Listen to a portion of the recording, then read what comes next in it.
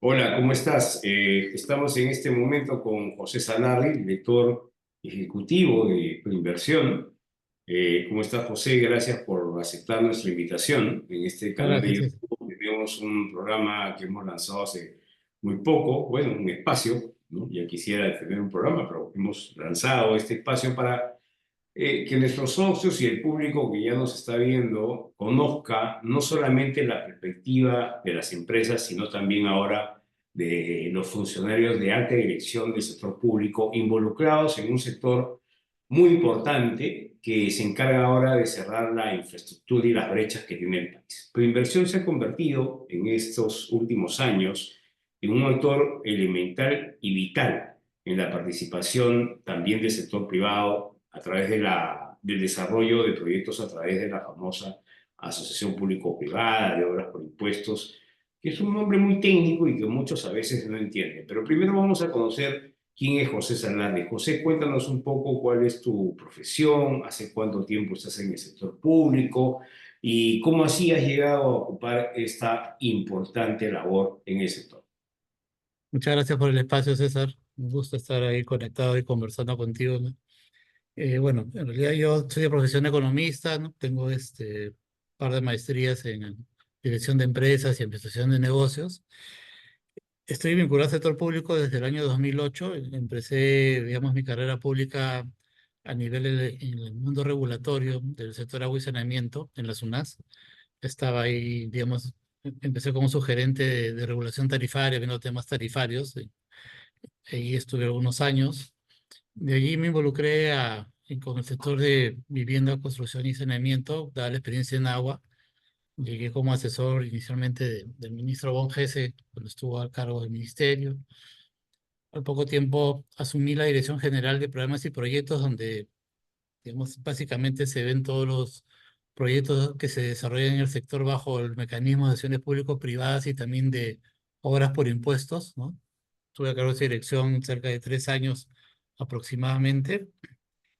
Luego pasé al Ministerio de Transportes y Comunicaciones, lo que era en ese entonces la Dirección General de Concesiones de Transportes. Recordemos que este sector es el que tiene, digamos, el mayor número de concesiones administradas en el país, o más de 32 las que hoy en día se están, digamos, administrando como contratos. Me tocó un poco estar en una etapa por allá.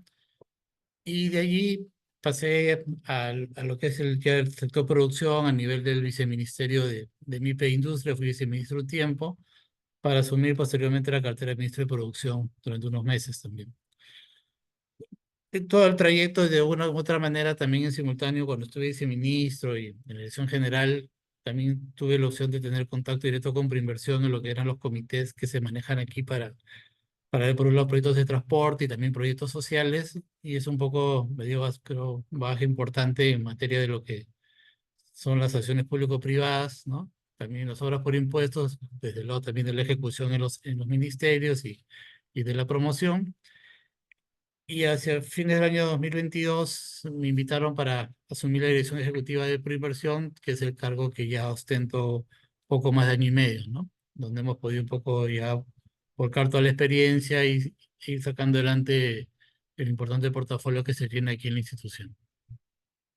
Eh, para aquellos que no conocen qué es Proinversión, ¿qué hace Proinversión? Tú eres la máxima autoridad, entiendo que coordinan con algunos ministros también. Explícanos un poquito para que el público que ve entienda qué hace Proinversión y si eres la persona de más alto cargo exactamente. La Proinversión es una entidad técnica que está escrita al Ministerio de Economía y Finanzas, ¿no? Tiene un consejo directivo integrado por 5 ministros que lo lidera el ministro de Economía y Finanzas. Los otros sectores que conforman este consejo directivo, según las normas, son aquellos que tienen, digamos, los mayores montos en proyectos en curso, digamos, en asociaciones público-privadas. En esa línea está el Ministerio de Transporte, el Ministerio de Energía y Minas, el Ministerio de Vivienda, Construcción y Saneamiento y el Ministerio de Producción, en este momento como miembros, digamos, de este consejo directivo. La agencia tiene alrededor de 22 años de creada, ¿no? Se caracteriza básicamente por liderar toda la promoción y encaminar los procesos de asociaciones público-privadas también del mecanismo ahora por impuestos y lo que conocemos como proyectos en activos, ¿no? A lo largo de su historia son más de 30.000 millones de dólares lo que la agencia ha podido, digamos, colocar en materia de adjudicaciones de infraestructuras, grandes proyectos emblemáticos conocidos por todos como el aeropuerto Jorge Chávez, los puertos del Callao, los metros, tanto la línea 1 en lo que es la operación y mantenimiento y la línea 2 en lo que es toda la etapa completa, carreteras a nivel de la costa del país. Es decir, son más de 100 proyectos los que se han desarrollado en la historia de la agencia, 100 por APPs y 100 más por proyectos en activos. Y creo que ha ido contribuyendo progresivamente al desarrollo de la infraestructura y del cierre de brechas en el país, ¿no? También temas de telecomunicaciones, temas de electricidad. Es decir, totalmente transversal a todos los sectores de la economía, donde un poco la agencia desarrolló y son contratos, sobre todo las asociaciones público-privadas, que se enfocan con un horizonte de largo plazo, ¿no? Es una forma de desarrollar infraestructura de calidad y darle sostenibilidad en el largo plazo, con contratos que incluso llegan hasta los 30 años aproximadamente. Entonces, esa es un poco la línea de acción que tiene la agencia, bastante comprometida con el desarrollo del país. Como toda entidad ha tenido altos y bajos, creo que en este momento estamos en un ciclo bastante positivo y con mucha expectativa de cara a lo que puede poco seguirse desarrollando y generando para el futuro del país, ¿no?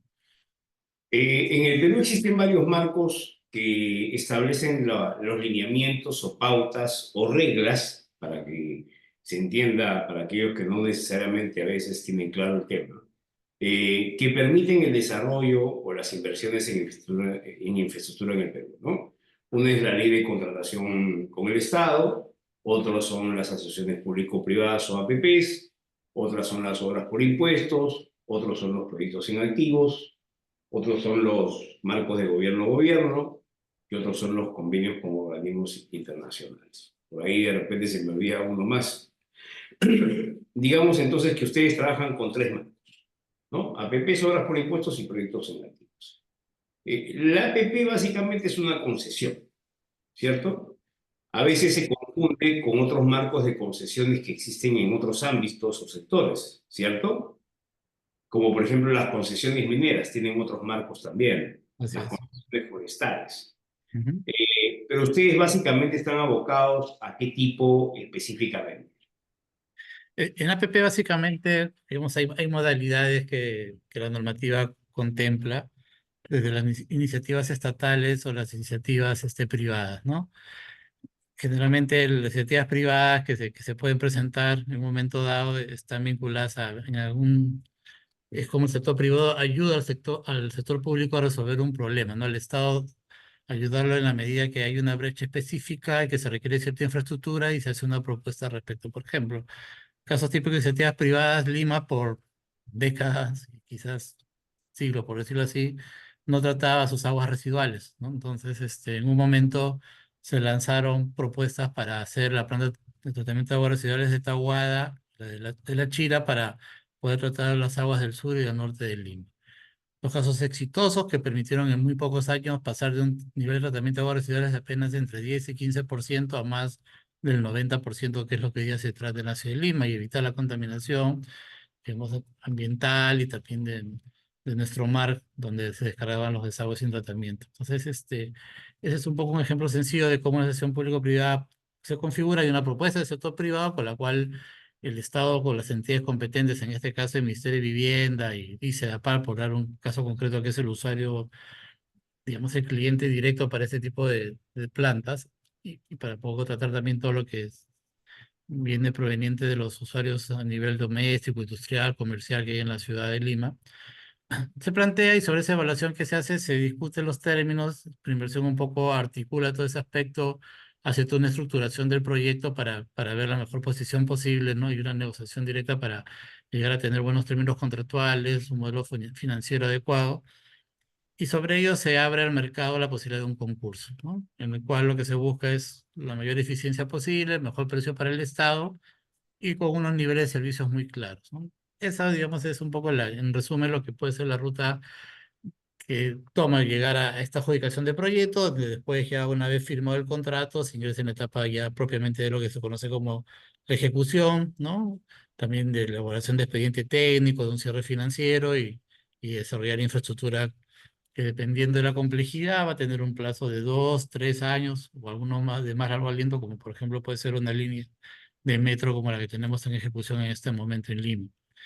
Entonces, eso, digamos, es, también hay iniciativas estatales donde el Estado sale a pedir al mercado o lanza un proyecto específico y lo convoca para que se pueda un poco concursar, igual en esa línea de acción. Lo que busca la asociación público-privada finalmente es una sociedad entre sector público y sector privado como socios para desarrollar una infraestructura, avanzar en un, digamos, matrimonio de muy largo plazo que dé calidad de servicio y sostenibilidad a lo que se está desarrollando.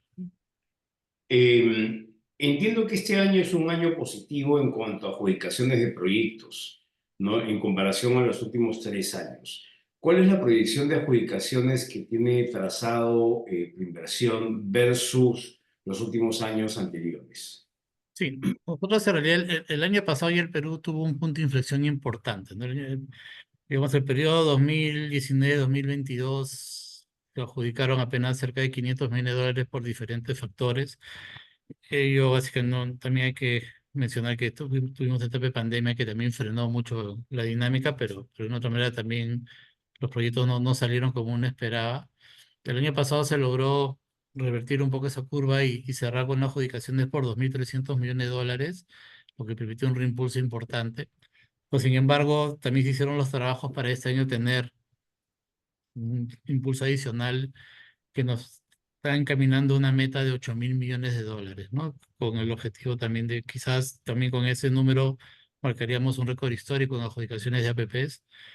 Hoy, y habiendo cerrado el primer semestre del año, ya estamos por encima de los 5.000 millones de dólares y trabajando en este momento los proyectos que restan para la última parte de este año, ¿no? Con lo cual se podría alcanzar el objetivo trazado por el gobierno.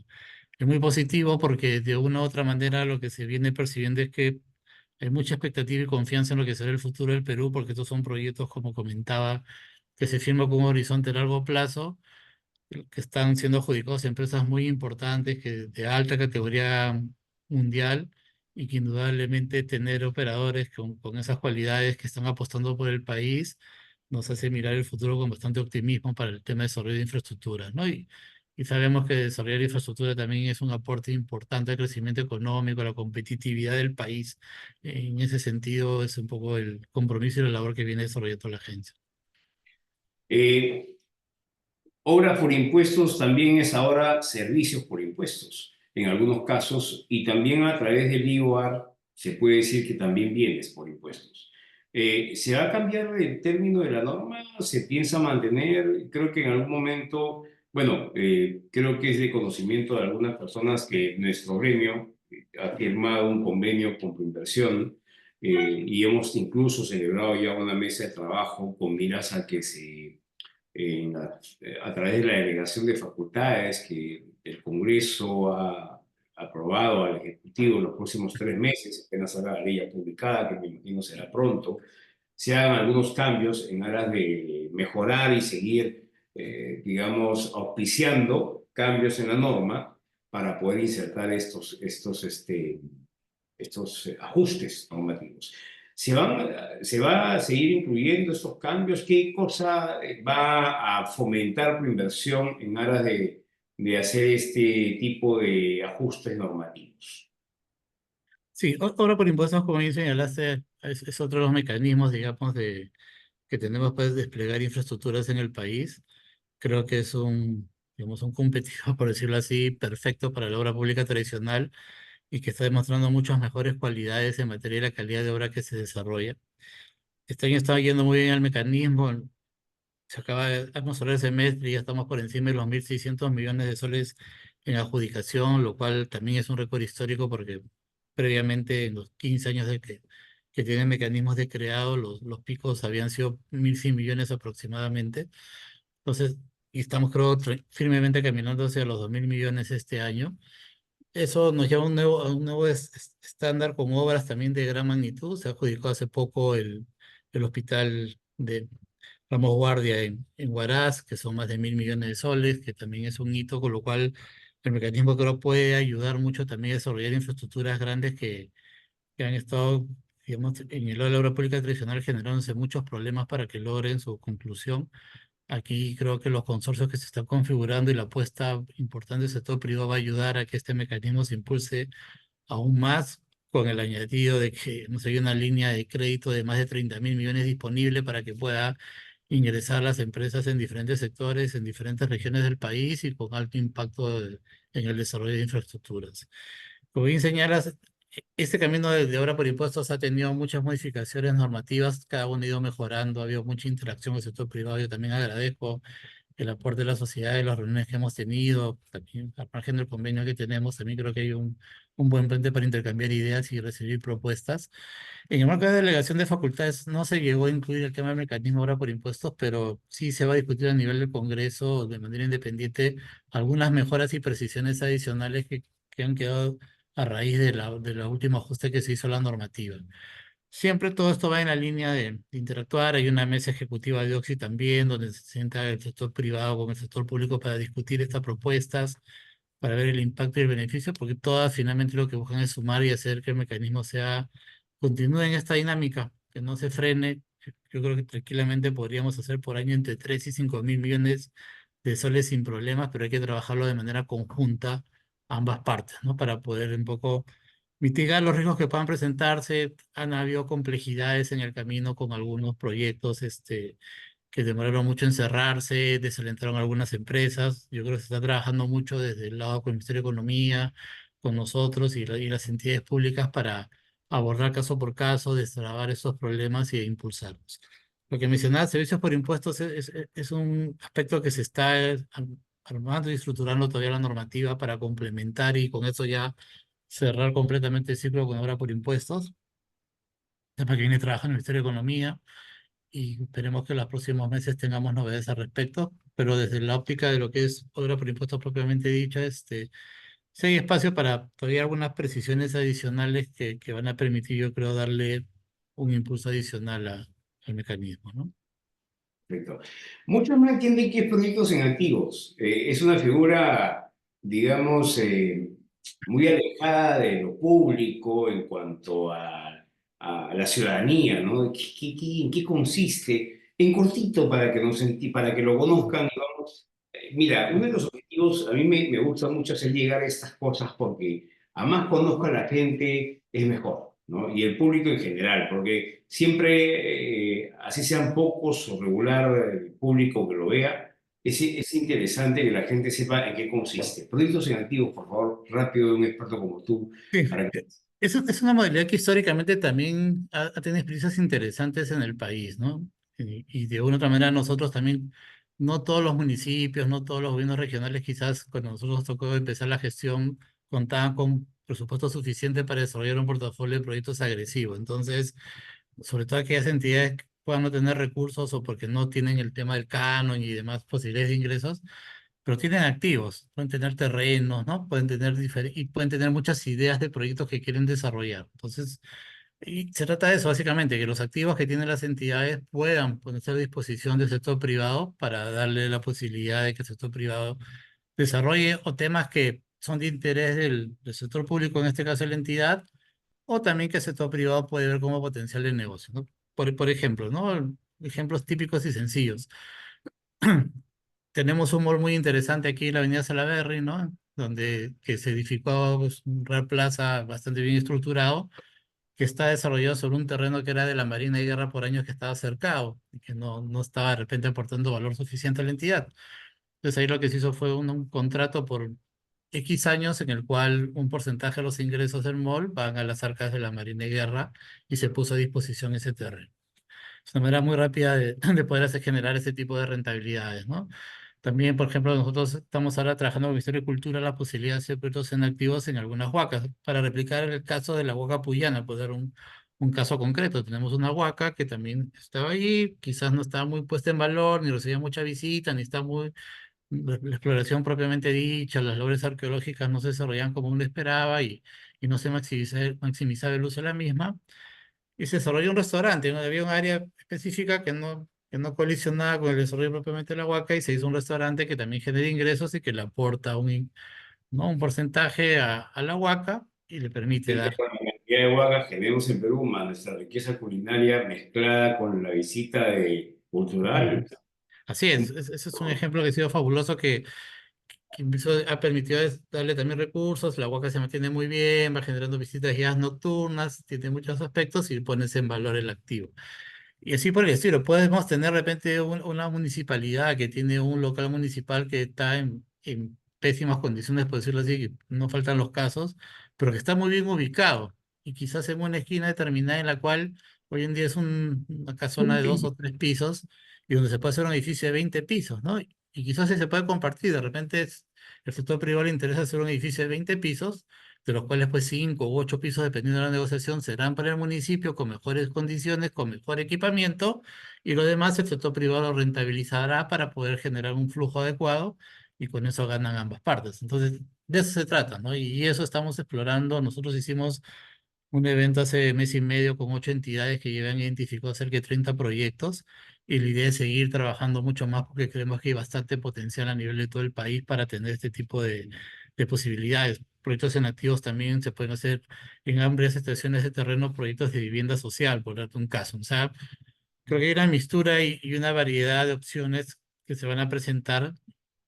Otros ejemplos, el proyecto Parque Industrial Lancón, que se está impulsando, es otra modalidad de proyectos en activos. También han ingresado otro tipo de proyectos para hacer incluso una suerte de ganar el terreno al mar en el Callao y hacer un desarrollo importante inmobiliario allí, bajo también esta modalidad. Entonces, yo creo que es un mecanismo que va históricamente también, por inversión casi silenciosamente, de la mitad de proyectos que se han adjudicado han sido por proyectos en activos. Paracas, todo el desarrollo de Paracas que tenemos ahí en los hoteles, muchos de ellos han nacido con proyectos en activos sobre terrenos que eran del Estado. Yo creo que No, ahí la gente no lo tiene un sabe. gran fin. Ujú. Fíjate, yo creo que, bueno, no sé, pero no sé si en la página web de inversión, muchos son proyectos en activos y si hay hoteles, ¿eso se publica en la página web de inversión? O sea, por ejemplo, no sé, el Hotel X, muy conocido, ¿no? Para no hacer publicidad de un hotel, está sobre un proyecto en activo, ¿no? A veces una forma de dar publicidad también es esa, ¿no? Porque en realidad la gente no entiende cuál es el proceso. Bueno, yo dicto clases sobre el tema y APPs, pero me parece que es muy vendible y muy interesante. Sí, Eh, es muy rápido también, o sea, y además nosotros sí el año pasado hicimos un poco la ruta de buscar un poco poner en vitrina todo lo que se ha desarrollado bajo los mecanismos que tenemos, sacar caso por caso, buscar que tener ahí algunos videos para interactuar, que es importante como bien dices tú, ¿no? Que se visualice y se explique para ver el potencial que tiene el país en estos mecanismos. me gusta mucho, a mí personalmente, y creo que a muchos, cómo están saliendo ahora y cómo se está vendiendo mucho los proyectos en provincias. Y creo que es importante descentralizar el desarrollo de la aplicación de esta figura en provincias en general. Y veo que están viajando mucho a provincias, ¿no? Creo que eso ayuda mucho a mejorar la perspectiva de la población. El impacto, hay una pregunta que le quiero hacer hablando de eso, el desarrollo de proyectos en ferrocarriles. Se habla mucho del desarrollo de ferrocarriles de Brasil hacia, hablando del megapuerto de Chancay, ¿no? El de Ica, el de Ancón, perdón, el de Chancay, hazme acordar, Lima este, Barranca, Lima Lima. Barranca, sí. ¿Cómo ves ese enfoque? ¿Eso no puede desarrollar por inversión? ¿Cómo lo ves? Porque tú sabes que a veces también hay una disputa entre quién lo puede hacer o no. Pero yo personalmente creo que el lanzamiento y desarrollo de un proyecto y una licitación de estos tipos también, si por inversión lo está haciendo bien, creo que lo pueden hacer. ¿No? Más allá de quién lo haga, al final es el Estado el que lo está haciendo. ¿Cuál es tu opinión al respecto, José? Sí, yo creo que Perú tiene todavía mucho espacio para avanzar el tema de ferrocarriles. Es más, si uno va a la historia del Perú, ¿no? En un momento dado, eh, al momento del programa de la independencia, años después, empezamos a, creo, a liderar en América Latina el desarrollo de líneas férreas. Al tiempo esta se fue, digamos, revirtiendo, pero aún así hay mucho potencial. En esa línea, sí, efectivamente nosotros, es más, la APP tiene una ventaja también en relación a otros mecanismos convencionales. Recordemos que es un proyecto que va en un horizonte de contrato a largo plazo y también te permite pagarlo en un horizonte a largo plazo. O sea, el pago que hace el Estado de las estructuras financieras tiene un promedio de 15 años en el cual se paga. Y eso que te permite poder apalancar muchos proyectos en simultáneo, ¿no? Diferente es que tú hagas un proyecto por gobierno a gobierno que lo tienes que cancelar cuando termina la obra en un máximo de 2 años, ¿no? Por decirlo así, y que te consume rápidamente recursos fiscales, a que tú tengas un ferrocarril que tiene un impacto importante y lo puedes pagar en 15 años y con eso despliegas varios en simultáneo. Potenciales identificados. Nosotros tenemos en este momento, para las próximas semanas, la adjudicación del ferrocarril Huancayo-Huancavelica, que va a ser un ya existente, pero que se va a modernizar y poder un poco darle un flujo turístico y comercial importante a todas regiones del interior del país. También sabemos que en el MTC se está acabando de formular el ferrocarril Lima-Ica y adicionalmente hay un ferrocarril también para el corredor minero que va de Andahuaylas y termina en Marcona. Son dos proyectos que nos interesan mucho, que estamos a la expectativa de la decisión que tome el ministerio y si nos encargan y toda la capacidad creo que es la agencia para poderlos desarrollar e impulsar mediante APP, que consideramos puede ser la mejor opción para estos proyectos. Lima Barranca también es otra alternativa que, bueno, salió Chancay, quizás estamos llegando un poco tarde con las demás infraestructuras que van a complementar, pero bueno, en algún momento todo ese circuito logístico va a cerrar y este tren va a ser fundamental también. Se habla mucho también de conectar Barranca a Trujillo, ¿no? El bioceánico que también mencionas tú. La particularidad de todos estos proyectos es que son cofinanciados. Todos estos proyectos sí necesariamente van a requerir insumos fuertes del sector público porque no generan autofinanciamientos, la capacidad, digamos, de recaudación es suficiente para repagarlos, pero ahí es donde ya viene el análisis fiscal y presupuestal que se tiene que topar para ver cuál es el mejor mecanismo. Y ahí sí la APP yo creo que tiene muchas ventajas y fortalezas en relación a la obra pública tradicional o en relación al G2G, que podrían ser los otros dos mecanismos por los cuales podrían ir estas mega infraestructuras. Y ya son decisiones que se tienen que tomar en un momento, ojalá más pronto, lo más pronto posible, porque el país también lo requiere y con eso nosotros activar y empezar a estructurar este tipo de proyectos que van a impactar de manera importante sobre el país. Yo incluso tengo una reunión esta semana con el gobernador de Tacna, que también quiere conversar sobre el ferrocarril Tacna-Arica. Es otro ferrocarril histórico que habría que verlo también en qué medida se podría impulsar, ¿no? Ok, bueno, creo que podemos de todas maneras ya un poco para terminar nuestra entrevista, terminar preguntándote qué perspectivas ves en la suscripción que hemos hecho como convenio y crees que podamos, bueno, hemos suscrito, hace muy poco hemos constituido. Hay dos comités que se acaban de constituir. Uno es el de Comité de Hotelería y Turismo, que apunta, ¿no? Algunos nos preguntan qué tiene que ver hotelería y turismo con infraestructura. Yo digo mucho, porque la infraestructura está vinculada al turismo. Tú puedes tener muchas zonas arqueológicas por visitar, Choquequirao, puedes tener Machu Picchu, puedes tener ruinas, en fin, muchos sitios maravillosos, pero sin unas vías adecuadas, sin duda no tienes cómo. Eh, ¿Crees que el soporte del gremio y estas alianzas pueden sumar al esfuerzo de inversión? ¿De qué manera crees que además podamos ayudar o brindar nuestro apoyo a la inversión a través de este comité? Sí, indudablemente. Yo siempre considero que sector privado y sector público tienen que caminar de la mano como aliados estratégicos. Yo creo que en esa línea el COPIN es muy importante y aporta un montón desde el conocimiento. Ustedes están en el día a día, en la gestión y el desarrollo de los proyectos. Tienen, digamos, todos los inputs importantes para nosotros enriquecer cualquier momento que vamos a estructurar un proyecto, acercarnos a ustedes, plantearles un poco todas las, digamos, las ideas que tengamos. Nosotros, por ejemplo, hacemos mucho sondeo de mercado cuando estamos estructurando un proyecto para ver qué opinan ustedes y qué recomendaciones nos dan.